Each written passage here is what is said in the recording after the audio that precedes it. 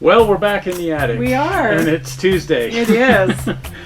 We're here still playing around with Rivarossi AHM from some of the early kits Right. from the 1960s. Of course, as we said, the company's still around. It is. And been around for a long time. But in the early days, there was a lot of people working in O scale, not just HO scale, and 2-rail O scale. These days a lot of people do 3-rail.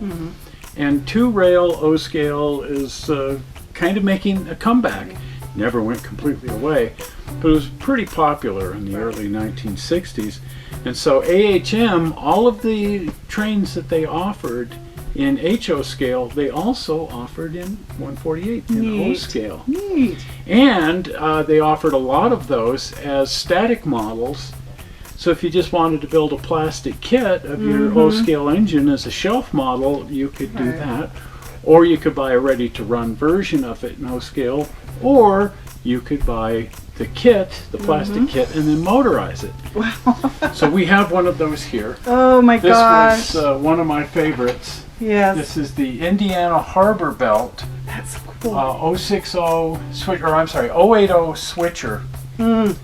And it was the largest of those engines, and I just thought an incredibly attractive That's so neat. locomotive, and a pretty good sized box, as you can see. This is just the static model, and then you bought the motorizing kit separately. Oh, that's so cool. And the motorizing kit for this particular model would set you back more money than the model itself. Wow. I think the model was around $20, and the motorizing kit was like around $25. Oh. So adjusted for inflation, $200 for the kit, easy. and $250. So you'd be into the whole thing around $600? something. Anyway, I'm not sure, and that's about what you'll pay for one, should you be able to find one on eBay. But let's open this up and take a look at what we've got look here. what's inside. It's just such a neat kit. The packaging is cool. So- Let's see. Oh my whoops, goodness. it's It's got all the paperwork with it. It does. Oh, even the warranty. And in this case, check the that out. instructions are a booklet, so it's got So, yeah. the large sheet. A lot of these came with a large sheet of instructions that unfolded into a great big sheet. Advertising. This time it's just advertising on a big sheet, and it doesn't Right. unfold into a great big But then sheet. here is the booklet, which is so much easier. You don't need a drafting table for it. Way nicer. And if it looks, for those of you who do poacher models, if that looks suspiciously like a poacher, it's because there's this relationship between them. Poacher was a spin-off of Rivarossi. Anyway, there you go, and here's the kit. Now, you could buy the motorizing kit for this, and that way you could run it on your railroad, and here's the motorizing kit. Look and at I that. think this one still has the price tag Sure on it. does on the one end. I think the motorizing kit was around $27. Oh yeah, something sure like it that. is. Yeah.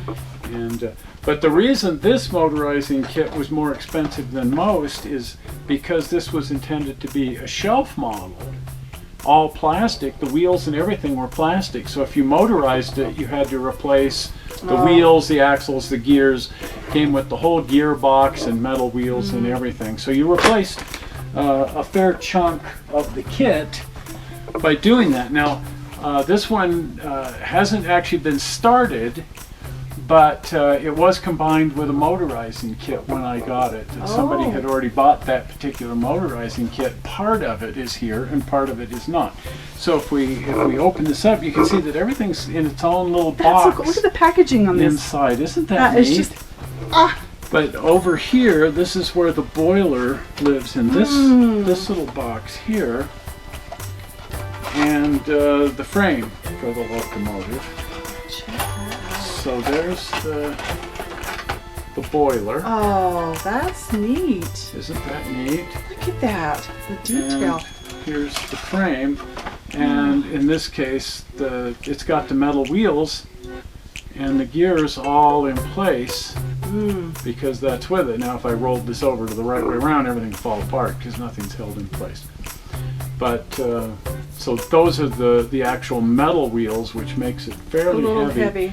And boy, do these run nice when you put them all together. And there's nothing's cast right onto the boiler. It's all individual little steam lines and hand grabs and everything. And boy, does this make up into an impressive and well-running model. Imagine. If you build one of these. But back in these days, that it was a thing. Yeah. And like I say, it's kind of. Do you have that piece of track? There it is. There's the track. So Atlas, the people who make the snap track in HO back then, made the same snap track Oh, look at that. in O. And it's listed in their catalog again these days, and they've actually gone back into making O-scale 2-rail plastic trains. Boy, are they expensive. Oh, I'll bet. Yeah, $500 for a locomotive Oh my, and so yeah. on. That's really cool. But there's an O-scale switch from back in the day if you want to open that up. Open that up. Well, here it is. But if you'll notice, it looks exactly like the HO scale variant. It's just not. It's O-scale Okay. instead. I've got a switch lander in here on the loose. It's still on the loose. Looky there. But looks just like look Atlas at Snap that. Track, Isn't that nice? only in the larger size. But isn't that cool? Isn't that just That's cool? just really neat. Wow. A lot of detail. A lot of detail. Just fun. My brother was really into this and had built one of these locomotives. He built the Genoa, and it just ran so smooth. We were both just totally taken by it. He wanted to build an entire O-scale railroad. He never actually did. He had some track and he had his Genoa that he could run around. Yeah, he discovered antique cars, and from there we lost him. He back to the antique. Yeah, he cars. liked his antique cars. Well, anyway, there you go. If you haven't been over to the channel, do pop on over to the channel and watch the other over 300 movies that are there now. Lots. And if you're not a subscriber, do subscribe. It helps us and it helps you, and you get notified, and Google likes to see it and we like to see it, and it's just nifty if you subscribe. And the easy way to subscribe is to click on the gigantic blue round button. You ready for it? Zoink! That great big round blue button right there with the rocket ship. If you click on that, it'll make you a subscriber and notify you when we upload something. Well, we're not sure how you found this movie on the internet. We hope you didn't find it boring, and we will see you here again on Sunday with some driving around. Yeah. We'll see you then. See ya. Bye-bye. Bye.